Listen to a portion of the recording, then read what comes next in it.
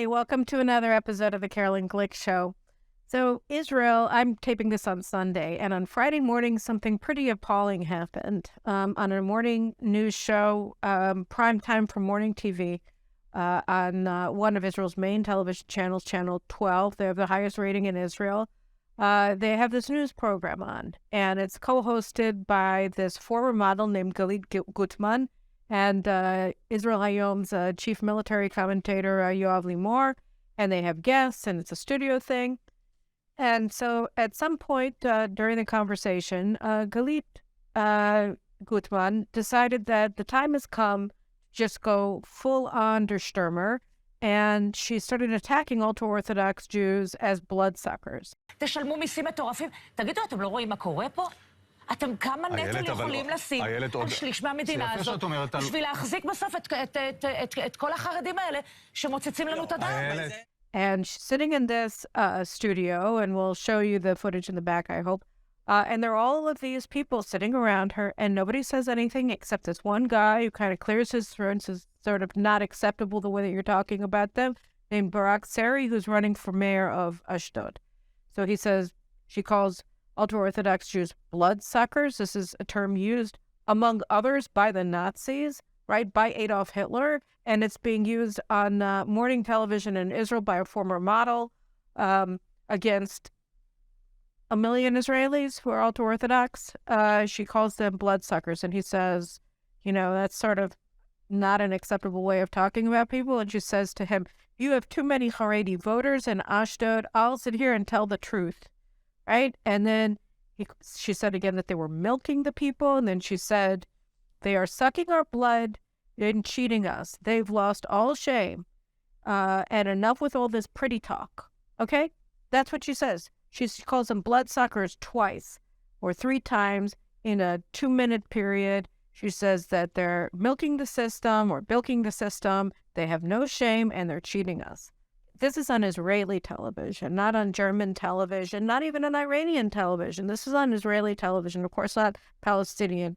And former model, really rich, really beautiful, a lot of Botox, and nobody in the studio except this guy who's running for mayor of Ashdod says anything. There are another 6 people there, including her co-host, Yoav Limor. There's a huge public outcry afterwards on Twitter, on Facebook, coalition members, Prime Minister Netanyahu, Communications Minister Shlomo Kari, and anybody else you can think of. And of course, the ultra-Orthodox ministers themselves. She puts out Friday afternoon this apology, right? If anybody, among the Haredim was offended by this, I'm sorry. That's not exactly an apology because, of course, it's not just Haredim. Like, I watched it and I was offended as a Jew, and as I would assume as a human being, but as a Jew, I was offended. She was using rank anti-Semitic language on television to attack an entire sector of Israeli society, and she said, if you were offended, I'm sorry. If you're an ultra-Orthodox Jew who was offended, gee, I'm sorry for calling you a bloodsucker. And she wasn't suspended. She wasn't suspended this morning, Sunday morning. Channel 12's Keshet, they're the people who run this show, said that she was going to apologize on the air on her next show on Thursday. Well, I'm not watching it. In fact, I'm not going to watch Channel 12 again until she's fired. But really, I guess we shouldn't be too hard on her, although I think you can't really be hard enough on her. But she's not a lone voice in the wilderness. Other people have said similar things. Daniel Ben Simon, a former member of Knesset, Haaretz reporter, he was on the Knesset channel, that state-funded channel of the Knesset, sort of like our C-SPAN, and he was on a panel discussion there, and he said, I will not sit with an ultra-Orthodox Jew, and also demonize them. And then Saturday night, at the weekly leftist, we hate the coalition, we hate religious people, we hate national religious people, whatever. So the former head of the Shin Bet, Carmi Gilon, he's largely responsible for the Rabin assassination. He was the head of the unit in charge of protecting Rabin, and he completely failed, and he was promoted to head the Shabak. So he is a radical leftist. He's speaking at this rally last night, and he says Haredi and Haredi Zionist politicians are the Jewish Jihad, and they pose an existential threat to the Jewish state. So the Haredi politicians and there's like the Haredim, which are, they don't, by and large, most of them don't serve in the army. And then you have the Zionist Haredis who do serve in the army, and they're sort of on the spectrum between that and the religious Zionist community and the modern Orthodox community. So that's sort of the spectrum. And so he's saying that they are the Jewish Jihad. They are Al-Qaeda. They are Daesh. They are, they are Hamas. And they are an existential threat to the country. Why are they an existential threat to the country? Well, just because.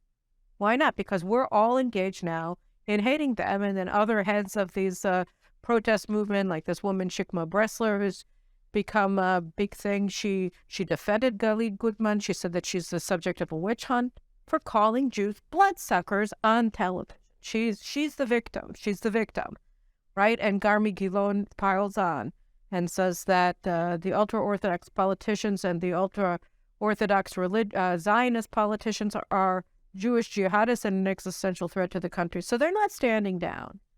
And then that really sort of raises the question, what are these people talking about? What are these people arguing about? What are these protests about? And you see they're themselves going through soul searches now because the crowd numbers are down. People don't really want to protest anymore. It's 20 weeks into it.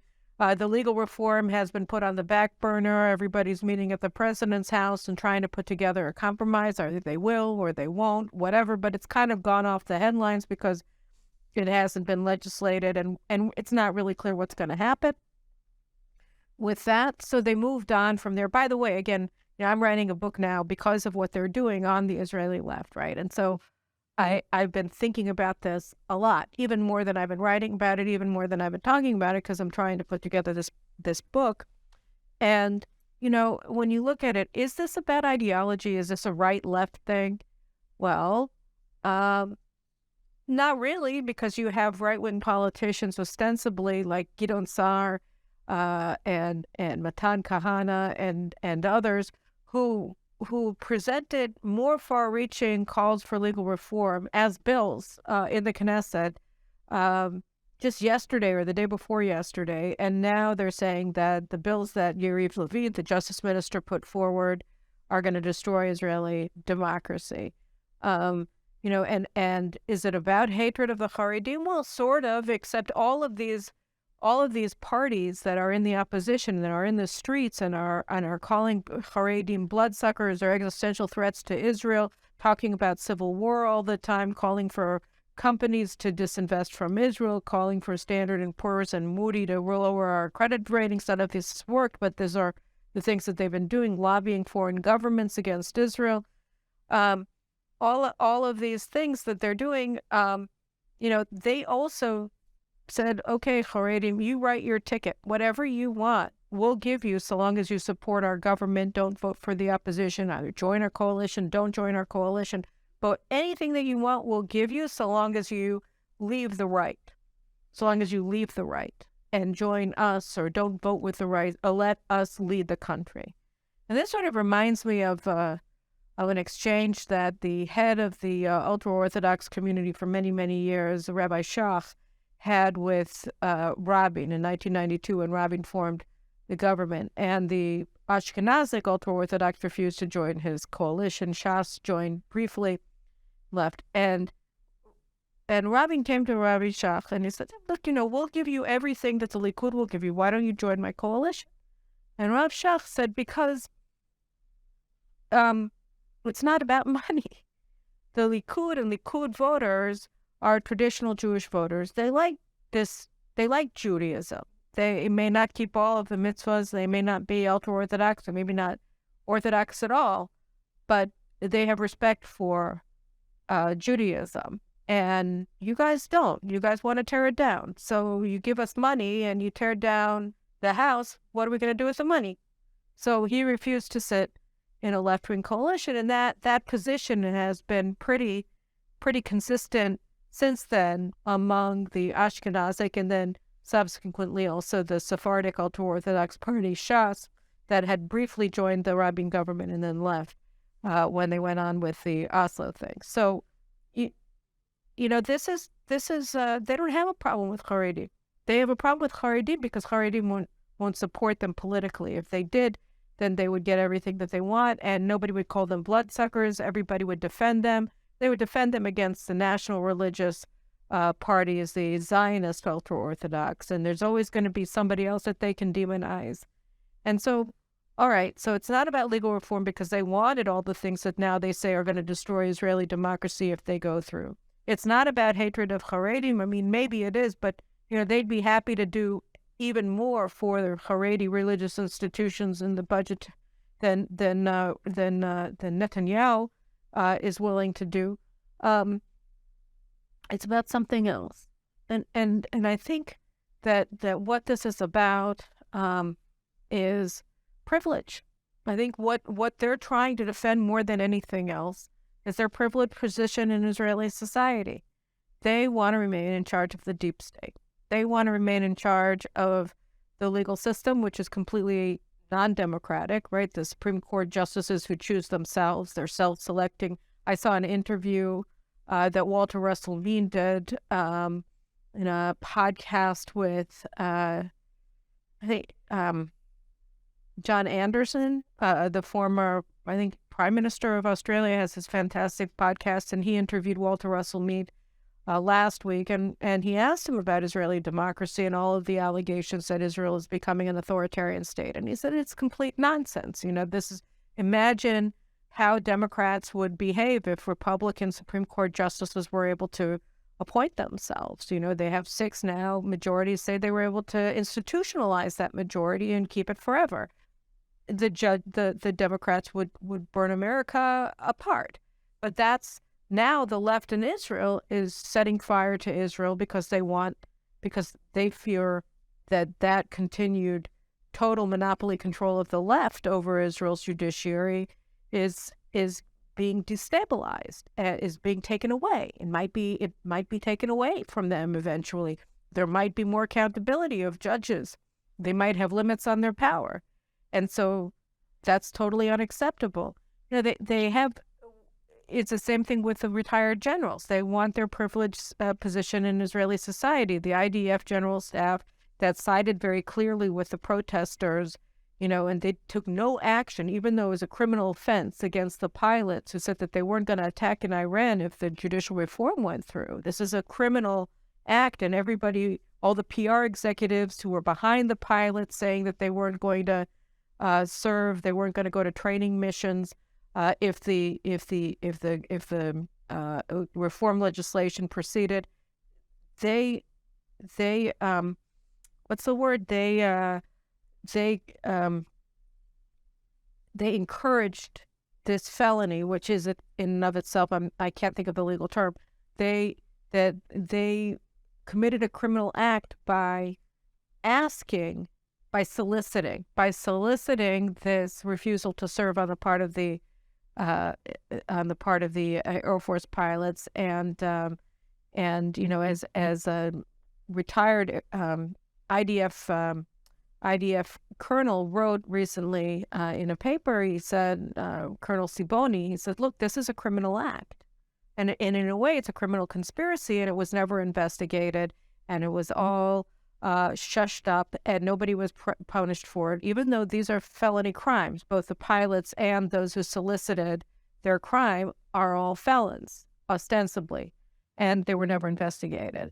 So, why is that? So some of the other things that people are looking into, there are all of these really cool units in the IDF that the only people who are allowed to serve in them are people who have been previously recommended for the position. So it's not merit, it's who you know. And that's institutionalized in these units that anybody would want their son or daughter to have the privilege of serving in, but it's closed off. It's members only. And if you open up the general staff, then you open up the people who can get in, or maybe you might, God forbid, make the service in these units based on merit as opposed to who you know.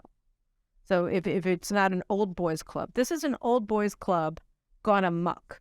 And so they control where their kids get to serve in the Army, and then depending on where you serve in the Army, you get jobs after the Army, you get into, attractive faculties in the universities after the Army, and so on and so forth.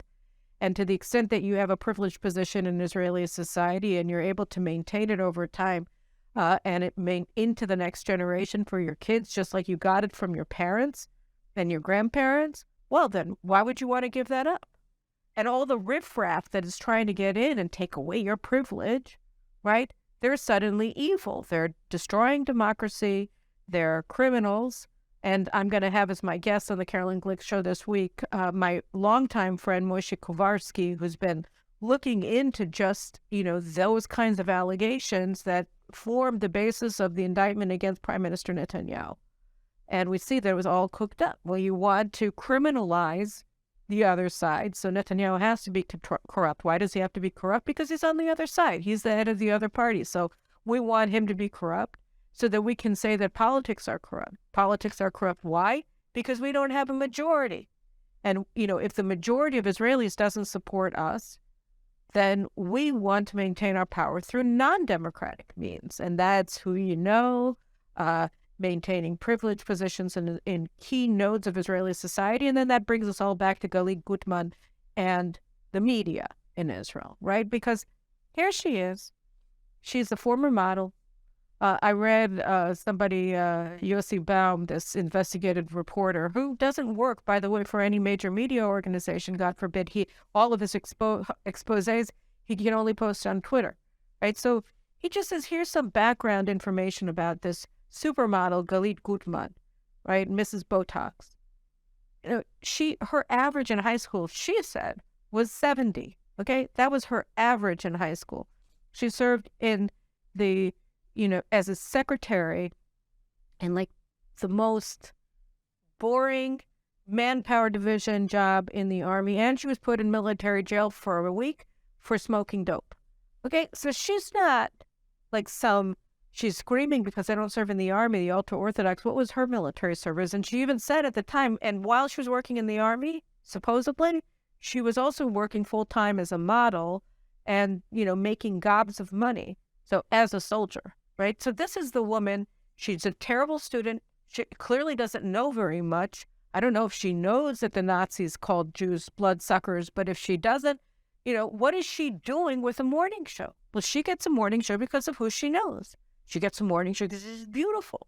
She gets a morning show for many, many reasons, but none of them have to do with actual knowledge or responsibility or authority in anything that you'd be discussing at a news show. She's incapable of doing the job that she's supposed to do on the merits, right? She's there because of who she knows and because she's beautiful. That's it. Those are the merits upon which that she received her job. And she and all of her friends, former head of the Shin Bet, by the way, a complete failure in office. Rabin was killed on his watch. Duh. Can't get much worse than that. All of these people, Ehud Barak, the worst prime minister that we had in Israeli history, except for Ehud Olmert, who replaced him. And then, of course, we had Naftali Bennett and Yair Lapid, two more losers. But, these people were terrible at their jobs. They did terrible, terrible jobs in their positions, for which now we're supposed to respect them because they're former. Okay? They're terrible. And here they are, they're failures, they're serial failures, and they're coming to us, and they're lighting the country on fire. They're calling ultra-Orthodox Jews bloodsuckers. They're telling us that our prime minister is a criminal, and you look at his trial, it's completely fallen apart.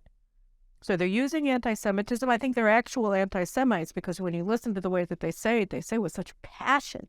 They hate all of their fellow Jews with such passion. They hate Netanyahu and his voters and his ministers with such passion. And the thing that's driving him, again, it's not ideology. Netanyahu brought 4 peace treaties. So if this was about peace, they should love him, right? They should love him. They hate him. Why? Because he isn't their guy. He's the other side's guy. And the other side, if they're allowed to actually govern, well, then they're going to lose all their privilege. And you're not going to be able to control the media. You're not going to be able to be a media star just because you're pretty if you're this dumb that you think that it's okay to call Jews bloodsuckers on television. So, I mean, at the end of this day, where you stand depends on where you sit. In a very fundamental way here, these protests in Israel, they're about this, they're about that. The international, communities such as it is, the Biden administration maybe supporting these protesters because they're ostensibly on the left and they want to give away lots of land to the Palestinians and they help in a lot of different ways. But for the Israelis on the ground who are doing this in the television studios and on the streets, this is about power and privilege and not being willing to share it. So it is about democracy. It's a complete rejection of democracy. It's a complete delegitimization of democracy, demonization of democracy, because the one thing that everybody has in Israel is a vote, and they don't have enough of them. The other side, the only thing that it actually wins at, it's not the media. It's not IDF. They just, promoted 3 leftists to the general staff position, and they refused decorated colonels and brigadier generals promotions, and it was just sort of, it was like, it was so transparently politically motivated that these people were promoted and those people were not. It's about that. It's about maintaining position and power. It's about maintaining privilege. It's about keeping, most importantly, the riffraff out, the riffraff being the majority of Israelis who want to go a different way. No, I think once we understand that, we can put Galit Gutman into a box. It's a big box. It's a luxurious box. But it's a box. It's a box of haters. It's a box of privilege. And it's a box of people who don't care about the general welfare of the Jewish people or the Jewish state. They just care about themselves. And whatever they say, at the end of the day, that's all this is about. So those are my thoughts for the week. And in the meantime, one last thought. Thursday, we celebrate Shavuot, which is the most important, right? In a way, this is when we got the Torah. This is the Chag Matan Torah. This is what we're celebrating, receiving the Torah at Mount Sinai. It's also the Harvest Festival. And anywhere you go in Israel, I know in my backyard, everything is coming into bloom, the grapes, the fruit on the tree, they're all budding or almost ready to be, depending on which kind of fruit it is, ready to be picked. Really amazing time in Israel. And what is Matan Torah? What is the receipt of the Torah? This is, this is it. This is a defining moment in Jewish history. What does it basically say? It says we accept the divinity of God, of one God, and his law. And he is the one who's giving us this law, which means that no man can take it away from us because it's divine. And the concept that you're under God and that he is the repository of power and he's giving you a way to live, it means that inherently you can't accept the idea of an absolute ruler. An absolute ruler, there's only one, and he's divine, he's God. And underneath him, the humanity that he created, well, we all have limited powers. Our king has limited powers. He's limited by the law of God that forces him to recede and open up space for freedom for his people. And that's sort of the universal message of the Torah. There are a lot of specific, very particularistic messages for the Jews, but that's the universal tiding that the Torah brought to the Jews and through the Jews to humanity. And so in a way, we should all celebrate, Jew and non-Jew, Shavuot, because this is the moment where freedom began. This is the moment in human history where human freedom on a fundamental level began. So whether you're Jewish, if you're Jewish, Chag Sameach, and if you're not Jewish, enjoy this moment of freedom, and we have to cherish it and keep it and remember that we are actors upon a stage and certain things are expected of us. And one of the things that's expected of us is to respect our fellow human beings and not to think that just because somebody's different from us that we get the right to judge them and tell them who they are. Because the minute that you think that, then you can be manipulated into becoming Galit Gutman, God forbid. So Chag Sameach to all of you. Let's revel in our freedom and let's protect it. Thanks a lot. Take care.